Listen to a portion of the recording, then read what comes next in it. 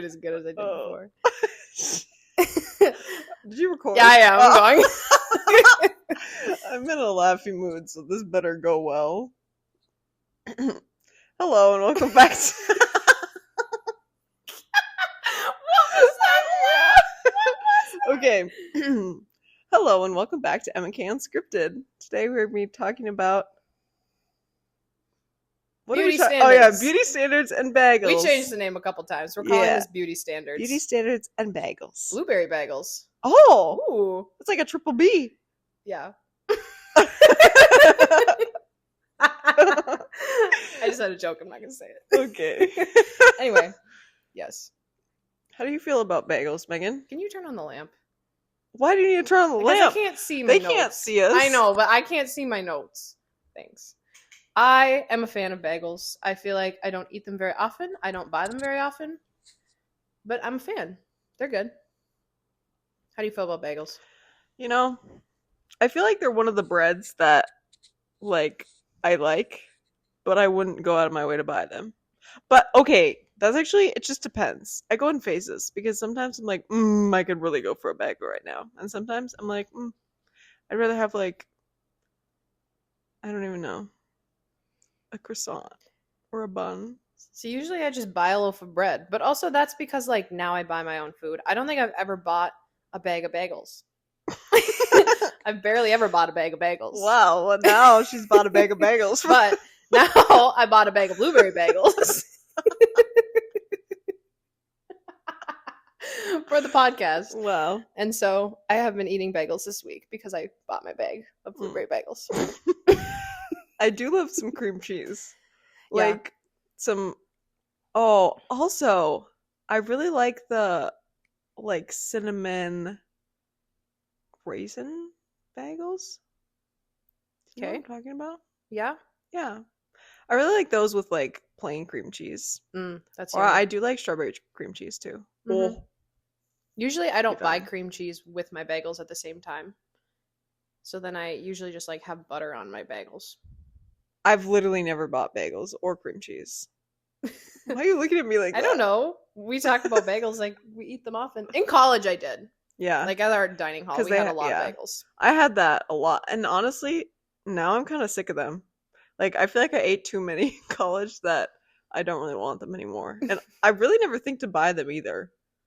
Like, I'm just like a loaf of bread girl and buns, like, for like hot dogs and stuff. That's true. That's all the bread I buy. Yeah. But all the bread she buys, no bagels. Mm-hmm. No blueberry bagels. Bagels. Bagel? Is it bagel or bagel? Well, just say it normal.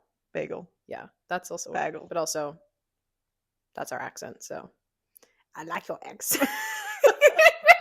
I like that laugh. Okay. Anyways, we were talking about beauty standards today. Mm-hmm. So what do we mean by that? Yeah, there's a lot to unpack here. My brain's like going everywhere, so I hope this can somehow be linear because I have so much to say. But yeah, what do we mean by beauty standards, Kelly? Well, I think when we're talking about beauty standards, we're talking about societal's expectations for what is attractive. I think is like the simplest way to say it. Like, when you think of an attractive person, what do you think of? Yes. According to society. Yes. And I would enhance that with a yes and that, like, yes, and then how society views beauty is also then how you internally can view beauty. Mm-hmm. And so also kind of talking about like self-image in that way. Yeah. And if you don't meet that standard of what society deems as beautiful, you think you're not beautiful. Mm-hmm. Like, not all the time, but like that's kind of the idea. Yes. So, like, why does it matter? Why would people care so much about beauty? Well, I feel like everybody has a desire to be attractive to others. I don't know. I looked up why are people so obsessed with beauty. You know how like Google just has like an AI, like, this is the reason. Mm-hmm. This is brought to you by AI. Yeah. It said That's not credible. No, but I think it summarizes it well. Okay. It says finding someone attractive is a subconscious signal of good health and reproductive potential, making them a desirable mate, which sounds weird. But I think that it like is important to acknowledge when we're thinking about beauty of like it stems from like this biological idea that like if someone is seemingly healthy according to like what society says, Mm-hmm. that that is a positive thing. So it's like a literal survival instinct Yeah. to like choose someone that would like be the best mate for you. Yeah. So I feel Huh. it sounds like maybe weird, maybe Sounds uncomfortable. primal. Yeah. But like I think that's like at the end of the day that is why I think this whole conversation is like coming up because people value like what you look like because they think that that determines whether or not you can survive in this world basically. Yeah, I also feel like that's why people worry about like their how like they're perceived by others, like their body image and like if they're determined like deemed beautiful because like everybody wants to be attractive and like dateable like in our culture. But also I feel like I don't know, like everybody finds different things attractive. So I think it's just like so fascinating that like we even have beauty standards to some capacity. Mm-hmm. Cuz like why are they the way they are? Like who decided that like what people consider beautiful is beautiful and like attractive and like what like where is the bar? Like what is the expectation? And like why is there even an expectation? Who decided? I don't know. Like who said that this was just because also the idea of what is beautiful has changed. Like if we think back to the Mona Lisa, like that was deemed as like the ideal. Mhm. Like have you seen online like sometimes they'll do like a face, like it'll have a face and it'll put it over like somebody else's face and it'll be like this according to like the Mona Lisa is like what would make you the most beautiful like if you had a certain like symmetry Mm. to your face. Mhm. And it's like okay, but there are many different beautiful people that like don't look like that. Yeah. Yeah, I think that's so fascinating. Also just a PSA. I was going to say PSI. That's not what I meant. A PSA Not for the tire pressure, is that what that is? Yeah. I did think that through. I was like, what acronym am I trying to say right now? I am also in this going to be including information from my fat studies class that I took in college. I've talked about that on a podcast like once long ago, and the day has finally come where I get to like share some information. And so I'm so excited. But like you saying that reminds me of like the things we talked about in class that like now in our society it is like the like expectation for beauty is like thin bodies, like very much so in our culture. Like I feel like our society is not set up to like accommodate fat bodies and like that in itself is like a whole like form of discrimination. But anyway, like in the past like women with more fat on their bodies were deemed like more ideal because that meant that they were healthier, that meant that they could like bear children better than like skinnier women were seen as like sickly and like not as fertile and like all this stuff. And it's just like so fascinating. Do we want to jump into that?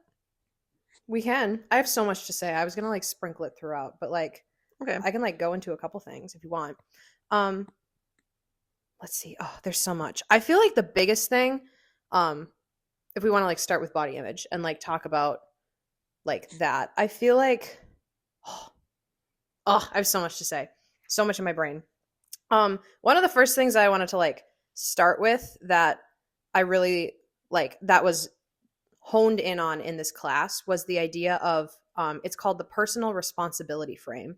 And so there were like a lot of different frames in this class of like how people viewed fat people and like how they were treated in society. And like it was very much in this class, like fat was used as an adjective and not as like a slur or like I don't know, just like a degrading word.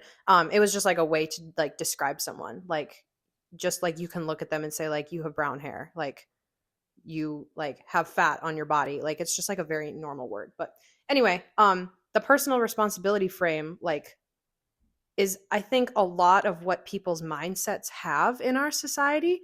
And it's the idea that fat people are lazy and that being fat is 100% their fault.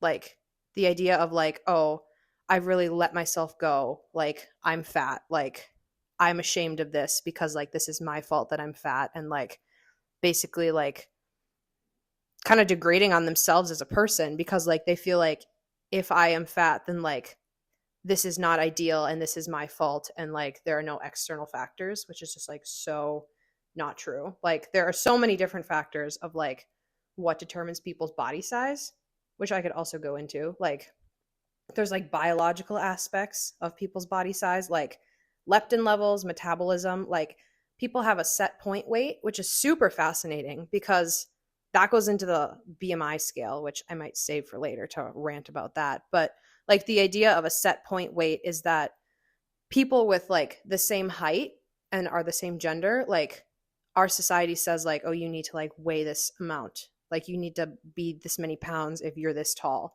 But like the idea is that your body just like naturally sits at a certain weight, so you can be the same height as somebody else and like your healthy body is like a different weight than their healthy body, which is so fascinating. Oh my gosh.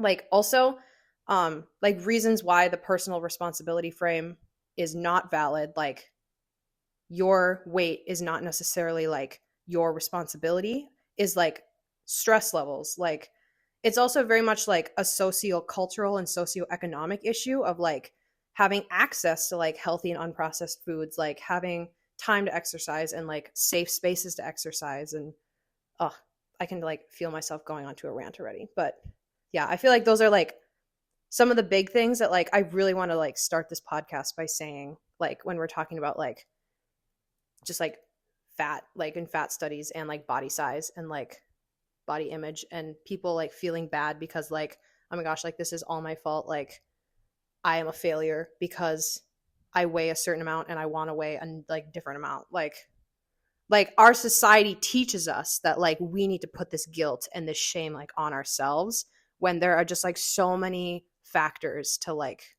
what makes someone healthy also. Mm, that is very interesting. Yeah. Oh, there's so much. Yeah. So, why? Like, I feel like we kind of answered it a little bit at the beginning of the podcast, but like, why does it matter? I guess, like, why study this? Why, I guess, maybe why are you so passionate about it? Or like, why does society care so much about like somebody's body? I think it's so fascinating. And like, I feel like the answer to your second question is like, I don't know. Like, why do people care so much? Like, what size people are? Like, I'm just so fascinated. The reason that I am like so ready to rant about this and like care so much, I guess, like this class literally changed my life. And I will explain.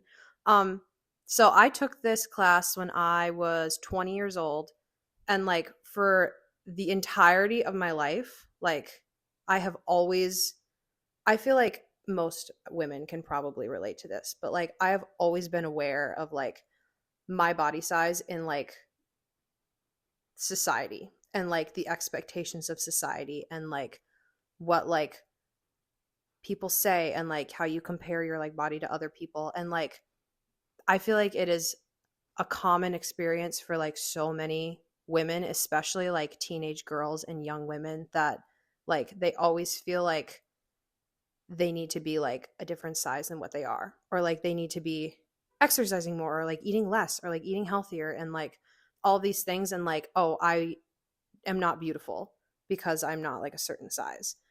And like I feel like, I don't know, I can't tell if society is doing a better job at this now or if I like my mindset is just so different now. um but like this was such an like this was the way I grew up, like this mindset of like once I lose 10 pounds I'll be healthy. Like I need to wake up at 6 a.m. so I can like run on the treadmill, even though I hate running on the treadmill, just so I can like be healthy. And like, oh, like no one will love me until I like weigh a certain amount. And like this was like my reality, like growing up.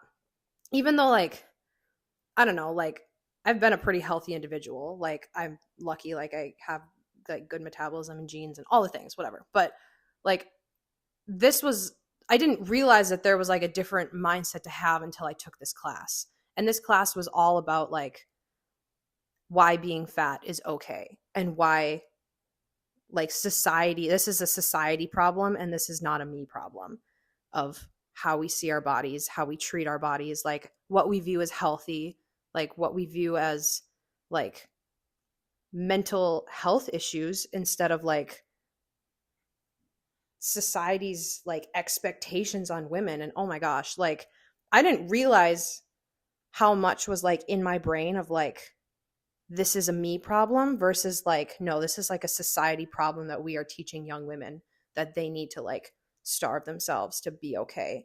And like, I don't know, like even just like thinking about like eating disorders and like all the different types of issues that people face, like because of the size of their bodies. Like, this class just really taught me that like it's okay to be who you are and not to always feel like you need to change who you are, because who you are is beautiful. And it's so much more important to focus on things besides like the number on a scale to determine whether you're healthy and whether you deserve love and whether you like should be happy in life and all these things. And so I feel like, yeah, this class like gave me just a lot of information, because I'm such a like information gives me power. And I feel like for an entire semester I just got so much information on like fat discrimination and like body liberation and body positivity and like food neutrality. So like seeing food as just like fuel for your body instead of like this food is bad and this food is good and all this stuff. And like it literally changed my life. Like,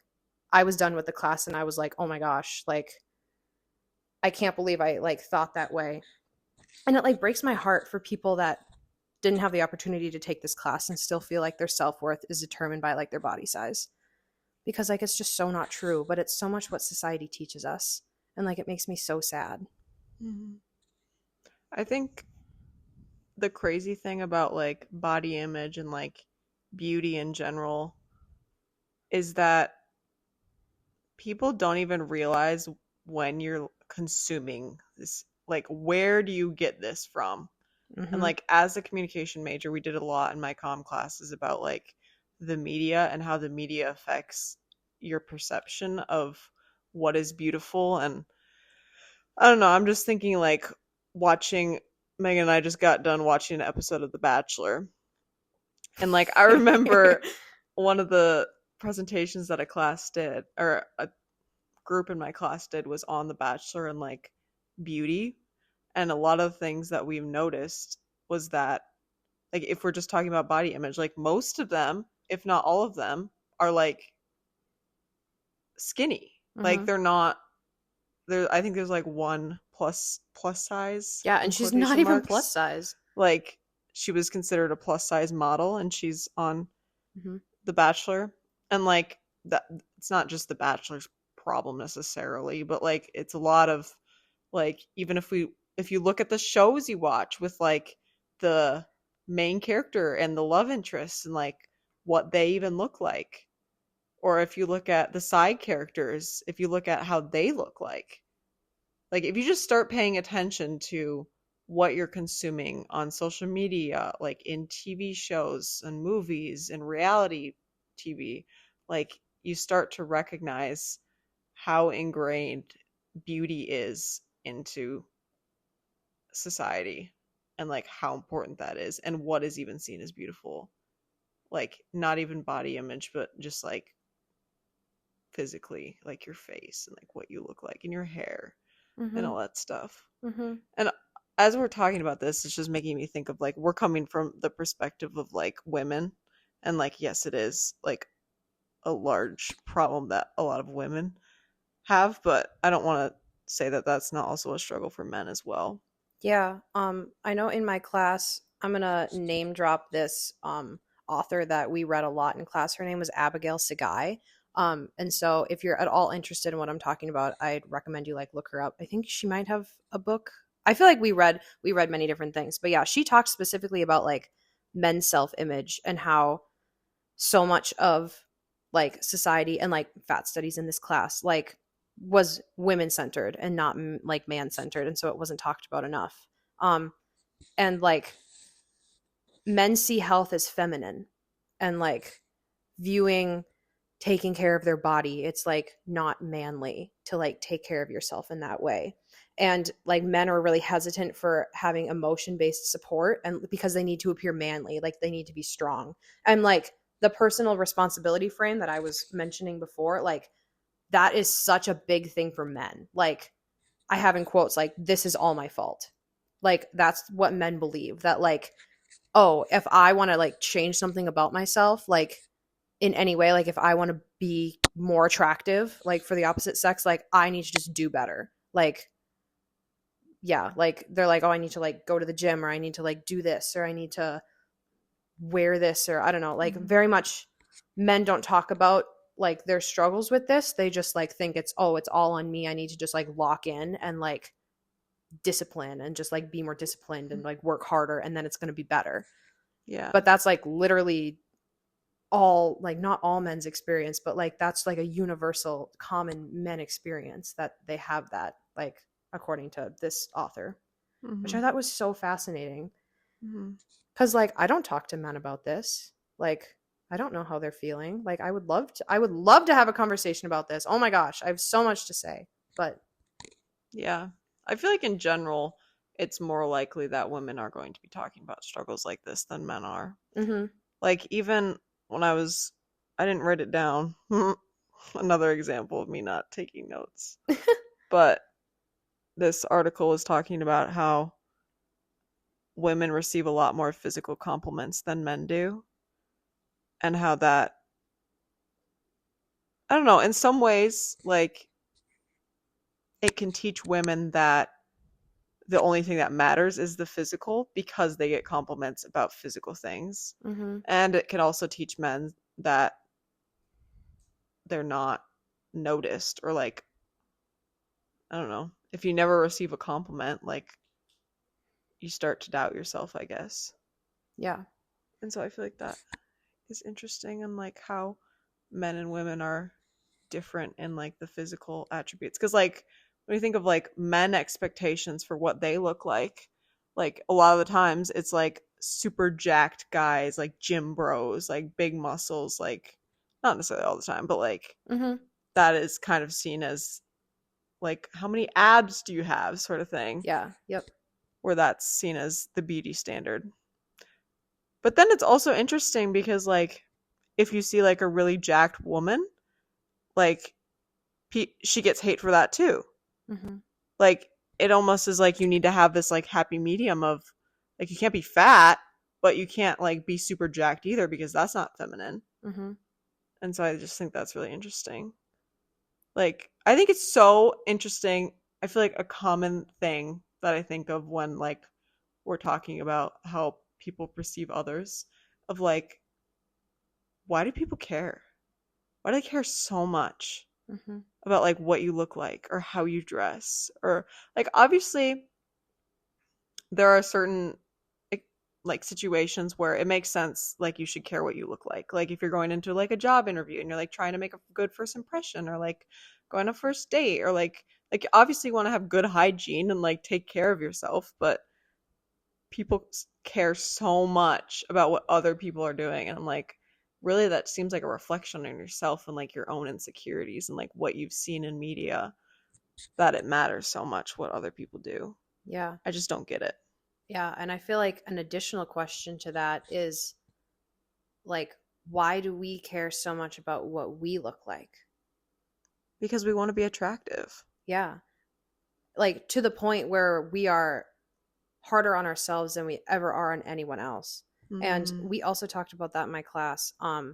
It's a term called the docile body.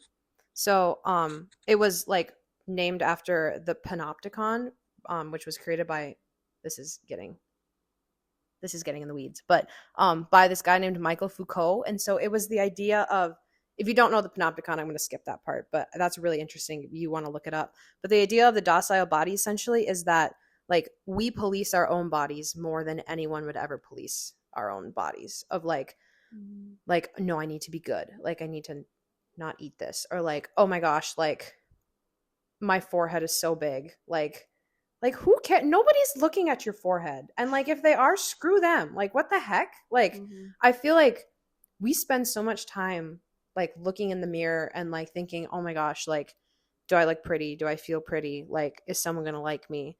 That Mhm. like no one else looks at us in like such a scrutinizing way that we look at ourselves, Mhm. which is just like so sad. But like I don't know, like as a young woman, like this is like so relatable that like I feel like I need to look absolutely perfect all the time Mhm. to like feel like I am worthy of love sometimes. Yeah. You want to know something so crazy that when you're just saying that remind me Mm-hmm. of like we care so much about what other people think of us, but like one of the things that breaks my heart the most is like seeing people that I care about, like my friends or my family, like talk really bad about themselves, like physically. And I'm like, never have I once been like, oh, like, yeah, you're too fat for me to want to be friends with you. Or your forehead's too big for me to like think you're attractive. Or like, you're not pretty. Or any of those things, like anything that somebody's saying bad about themselves, like, never once has that like crossed my mind as a reason to think of them as ugly or anything less than beautiful. And it's like, it's just so sad because I can look at other people and I can think that, but when I look at myself, it's a lot harder to believe that. Mm-hmm. Like, okay, I'm gonna name drop a song. You Yes. know the song "Made You Too" by We the Three or something like Yes. that? I heard you listening to that. Was that this morning? We the Least. Yes. Um, so it's a Christian song, but basically the premise is that like we look at all these beautiful things, like we look at the ocean and we look at the mountains and we look at the sky and we look at the sunset and we think like, wow, all of these are like so incredible and so beautiful, and like we just love all these beautiful things. And then it's like the song is written from God's perspective and he's looking at you admiring all these things, and he's like, well, why can't you see the same for yourself, because I made you too. And like, Ugh. oh, it just like I just got shivers because it's like all we're all beautiful, and like all these things that we think is of as beautiful is like exactly who you are too. And like when I think about that, it just brings so much perspective of like it just doesn't, like when I see other people, I just think, oh, you're just such a beautiful person. It's not even like physical. It's like, Just them and as a whole, yeah, mind, body, and soul, like all all of together. it. Mm-hmm. And honestly, like the people that would make comments about your body or your face or your hair or whatever it is that you're insecure about, like aren't the type of people that even deserve to be by you anyways. Mm-hmm. That deserve to have an opinion about your life. Amen. Like those are not the type of people that you want to surround yourself with. Which is funny because it's not even like anybody's telling me this. Like nobody in my life have I been surrounded by that's just like you're ugly or like you're fat or like you're this, you're that. Mm-hmm. Nobody's telling me this. It's mostly like me telling myself because of like I don't know, me seeing people bully others online. The docile body. Yeah. Mm-hmm. It's real. Yeah. Like nobody necessarily would tell you, oh, you need to do this, or oh, like you're too fat, or like even if nobody says that to you ever, like Mhm. you see in society, like you see the like beautiful protagonists in movies, and then you see the like funny, ugly friend. And then like that's the side character who is like never actually the main character because they're not pretty enough to be the main character. Girl. And we also talked about that in my class. And like it was in like the frame or the fat frame. But like the fat people are like never the main people. And Hmm. like the hottest man of course is going to be the love interest in the movie. Like there's just no doubt. Well, of course. But like those like the expectations that we're like setting up especially for young people and like young impressionable people to be watching things like that and to think like I need to look like that to be worthy of love. Mm. Oh my gosh. I just Mhm. no. I can't. I have a playlist on my Spotify that's called Pretty Isn't Pretty, based off of the Olivia Rodrigo song. And like all these things that you're saying, like I have a song that's called Fat Funny Friend that like Mm-hmm. I listen to and it's so good. Mm-hmm. And it's like anyways, that I just if you can't tell I love music. Yeah. No, I But feel like it's so important. Like, I wrote this down too. Like, I wanted to be sure to say this on the podcast. Like, that, all of these reasons are why it's so important, like, never to body shame someone, never to, like, what benefit will it do to point out someone's flaws? Like, if you don't find, like, something attractive about somebody, like, why would you ever say that to them? Like, what good would it do? Literally none. Like, that makes me so mad to think that, like, people like would body shame or say like anything mean about anybody because like they like the docile body is real. Like people are so self-aware to a point where like they're so self-critical, and hearing someone else say that is like so detrimental to like their self-worth. And like another point, which is like kind of on the flip side but not, like even giving compliments about someone's like physical appearance, and like especially like if someone has like changed body sizes and maybe like lost body weight, and like if you make comments about that, like it just reaffirms to them that like their self-worth is determined by their body size. Like I know it comes from such a place of like if you see that like someone's lost a lot of weight and you're like, "Oh my gosh, you look great." Like you think you're doing a service to them by like giving them a compliment. But what it's really telling them is like I think you look better now. I thought you were ugly before. Like your self-worth is determined now by like your smaller body size.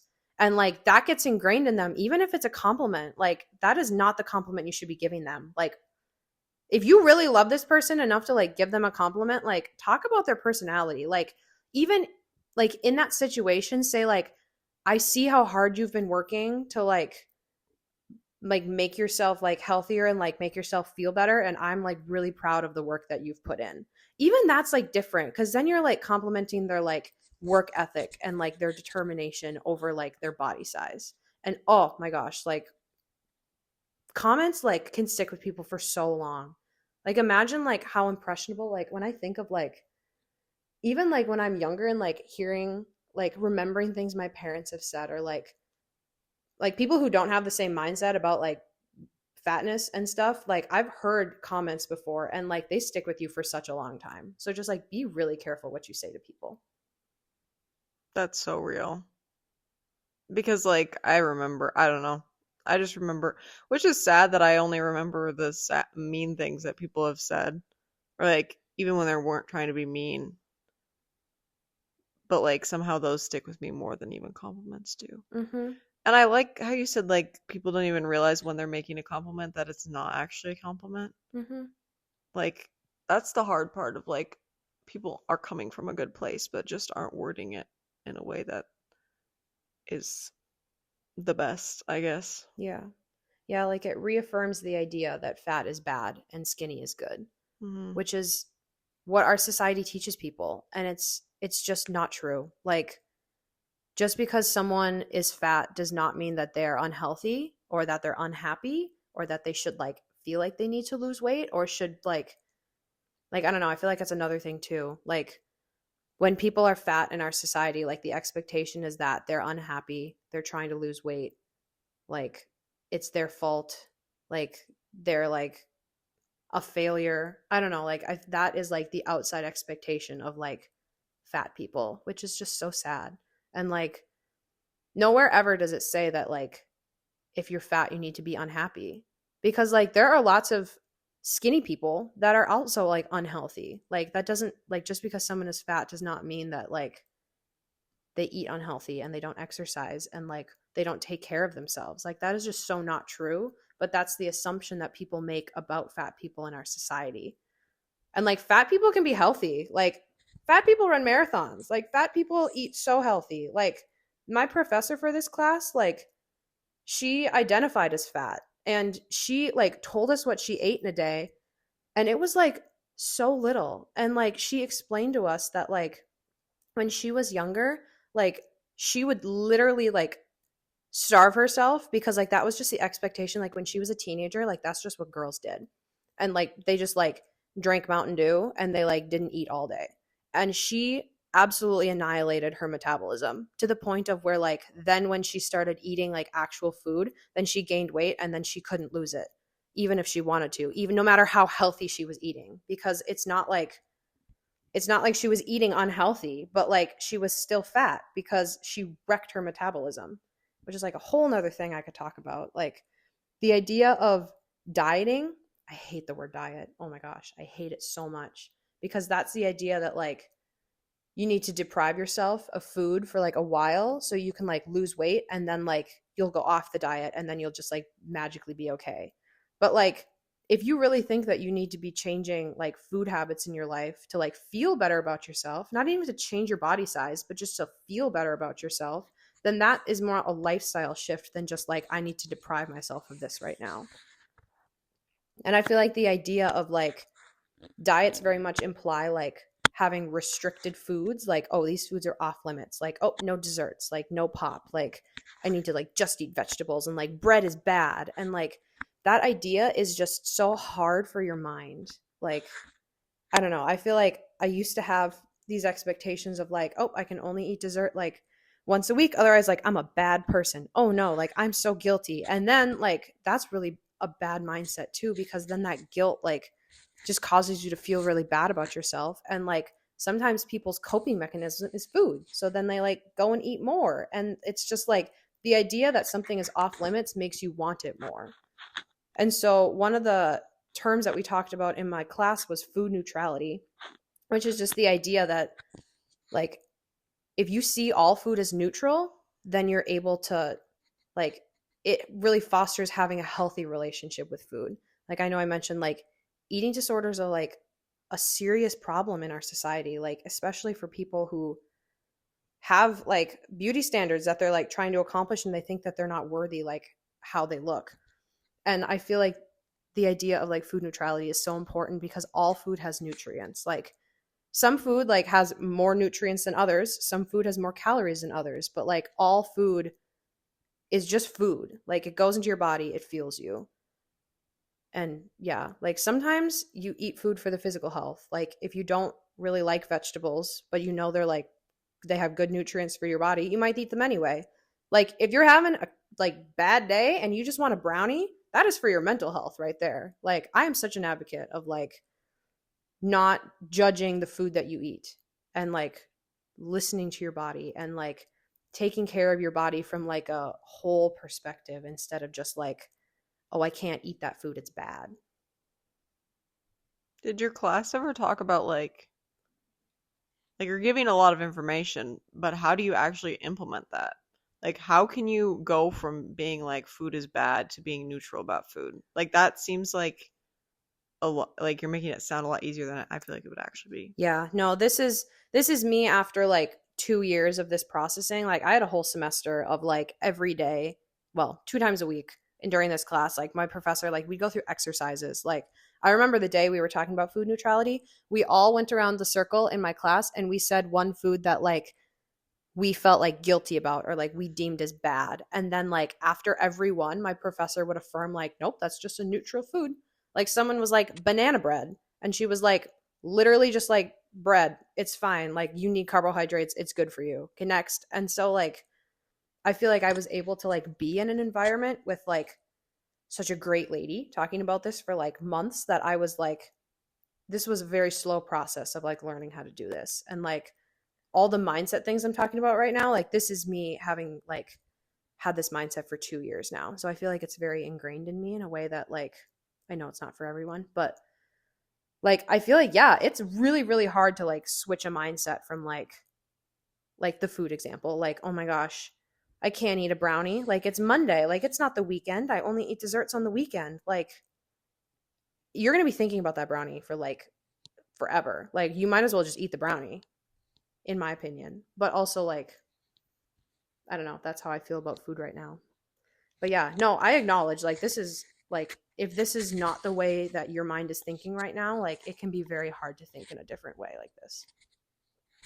Yeah, I feel like based off not taking this class, but one of the ways that it seems like you guys did it was to just like keep repeating it Mhm. and keep talking about it. Mhm. And I feel like maybe I don't know if this like this podcast will actually like impact anyone, but like if it does, like even starting with like one person and like starting the conversation about food and body image and pretty privilege and like all these things like that, I feel like even just talking about it and educating yourself about it is a good way to go. And like we're not experts. Like Absolutely not. we do not we like are college students or no, we're college graduates. We're just But girls. we're just girls at the same time. So I feel like doing your own research and like watching videos and listening to podcasts and I don't know, doing like maybe even daily affirmations. Like it sounds silly, but it really matters how you talk to yourself. Mm-hmm.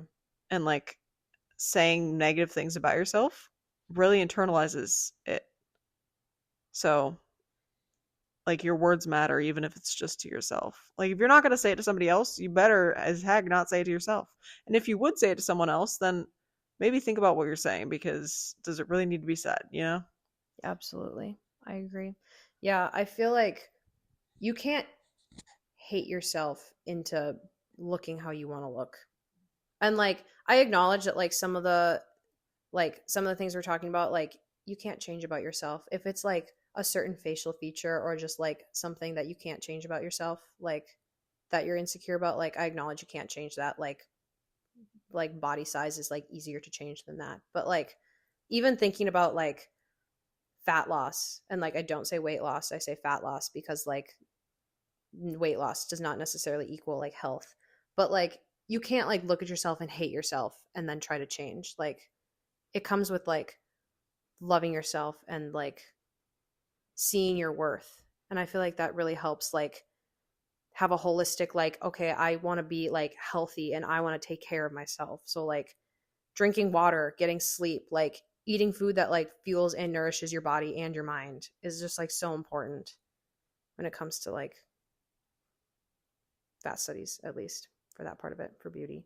Mm-hmm. And like yeah, acknowledging that you're beautiful. Like I don't remember where I heard this from, so that's not helpful, but like an exercise is like that you can do if you aren't the most self-confident in like how you look is like looking in the mirror and like finding parts about yourself that you like, even if it's just like my finger, like my fingers, or like I think my eyes are a pretty color, or like I think my hair looks good today. Like even just like if it's little things like that, like I don't know, I feel like acknowledging that like you are a beautiful person is just so important because everyone is beautiful.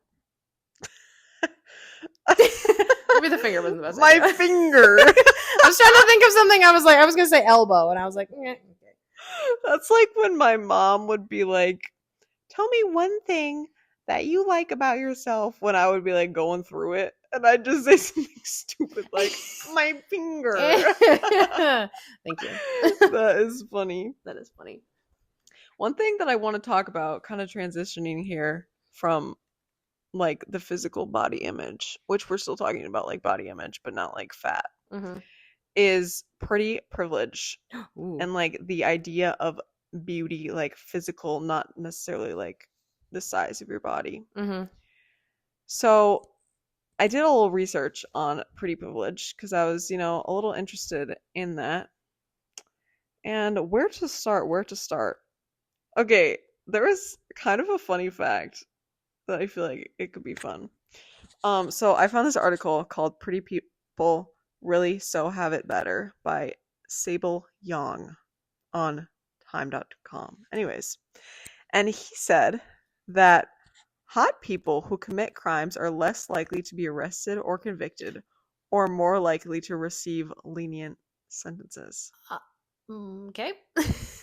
So that just that just makes me think of, do you remember like recently when the United Healthcare CEO was shot Yep. and like this guy, what's the name, Luigi? Mm-hmm. Like he was accused of shooting and like Mhm. the entire internet was like, oh my gosh, he's like so hot, like let him go.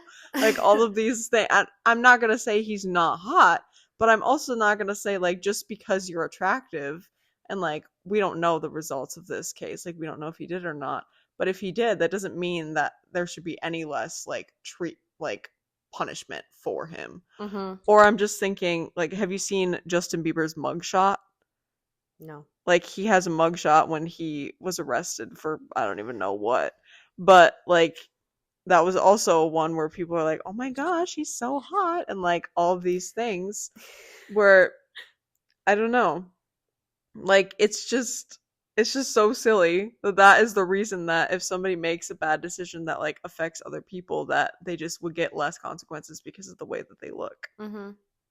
Yeah, people just pay attention to pretty people more in public. Mhm. And it's so silly.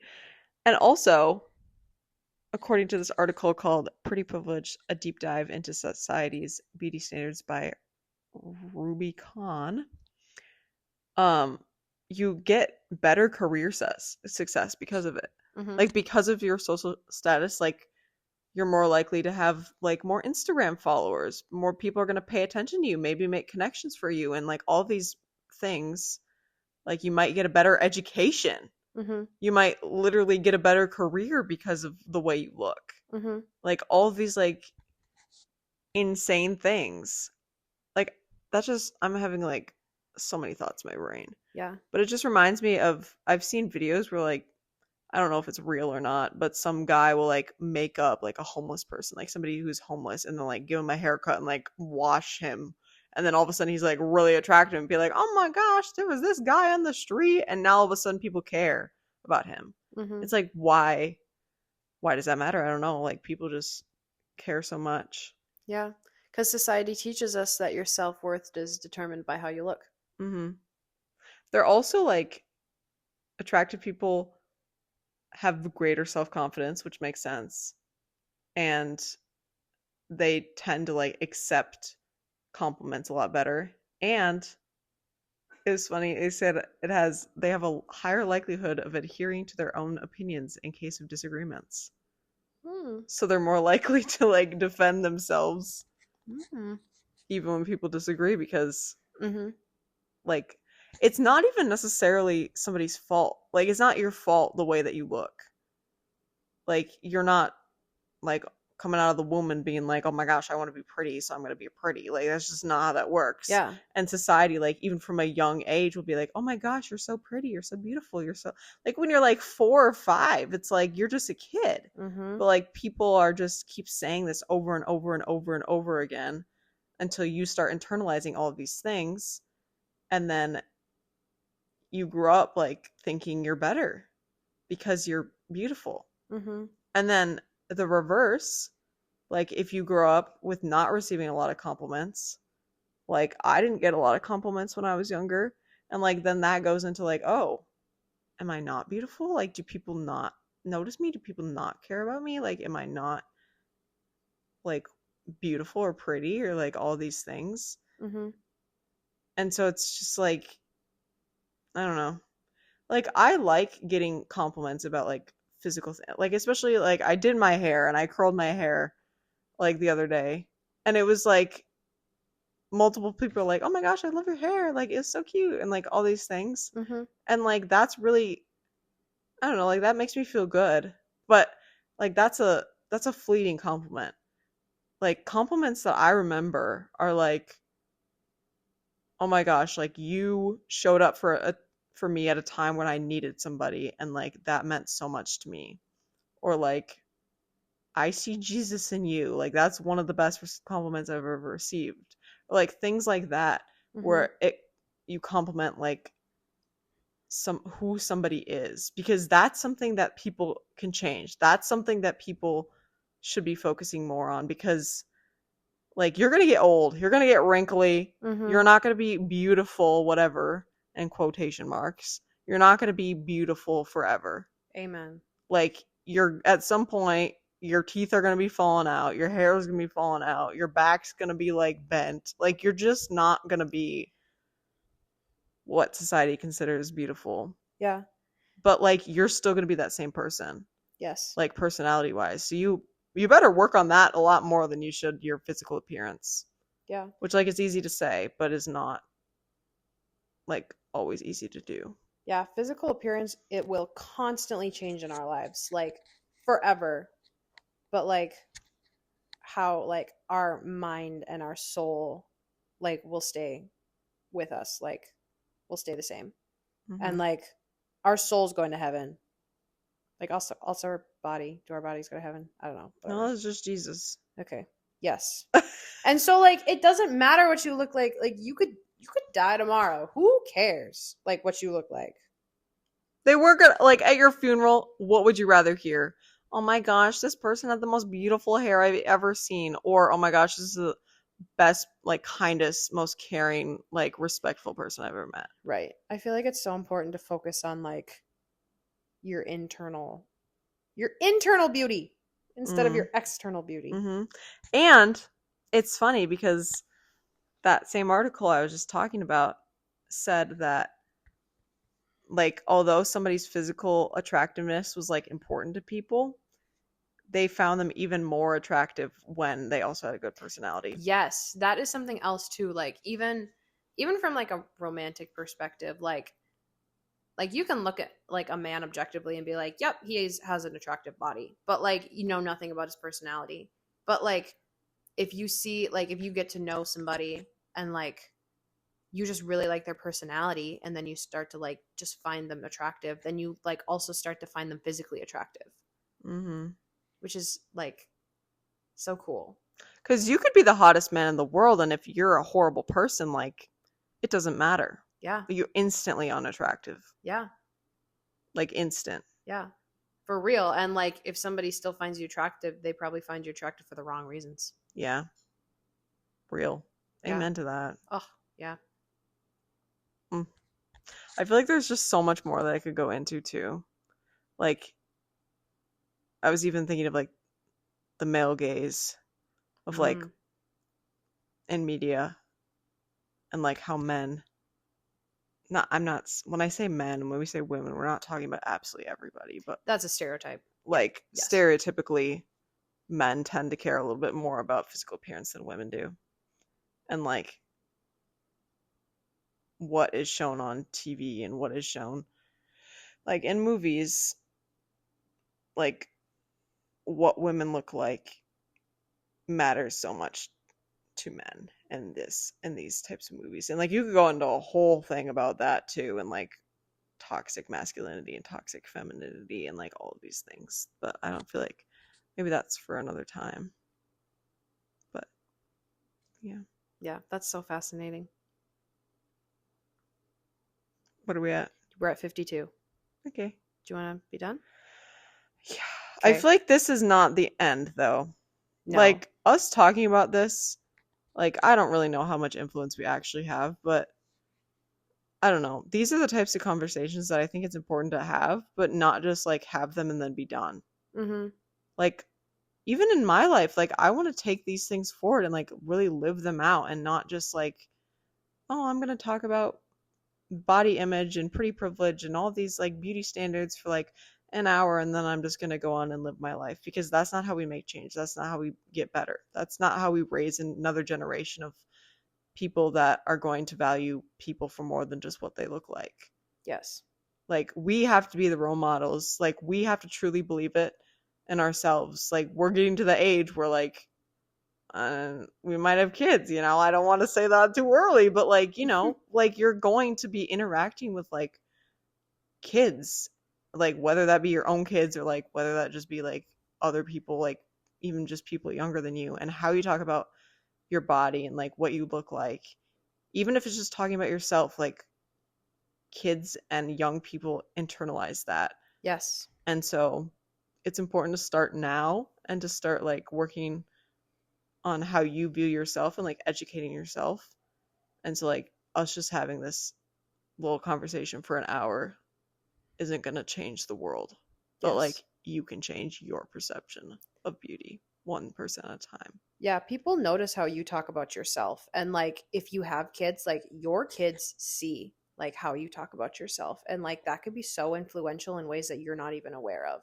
Um and like I feel like if you know me in real life, which probably a lot of you do, and like talk to me, like this like these ideas are like infiltrated like into my like I want to say daily life. Like if you ever make a negative comment about your body in front of me, like I will correct you. I will say absolutely not. You do not talk about yourself that way. Like you will not usually hear me making negative comments about my body. Like of course everybody has like tough body image days, but like I feel like it's so important to like live these ideals instead of just being like, oh yeah, that's a good idea, but like I'm still gonna go like body shame myself. Like, absolutely not. Like, no, you need to like see your self-worth and like see you for the person you are and like work on feeling comfortable in your own skin so you can like also show the people around you, especially the young in like people who are very influenced by you, like how they should also be like viewing themselves.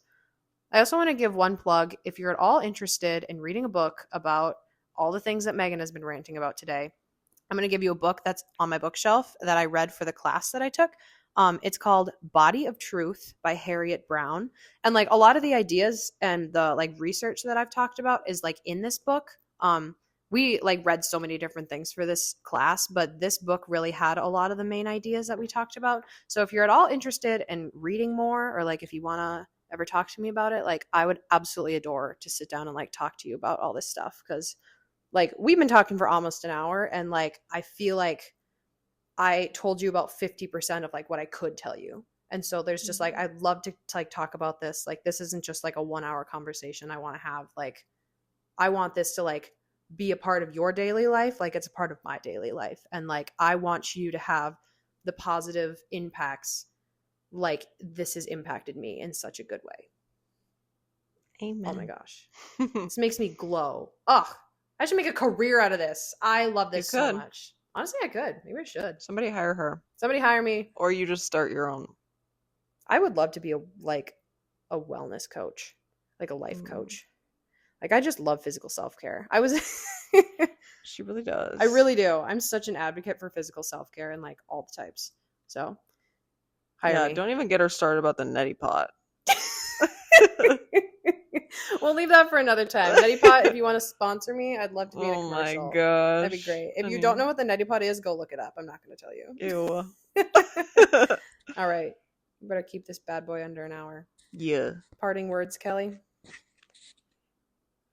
Want to give us a yee yee? Yee yee!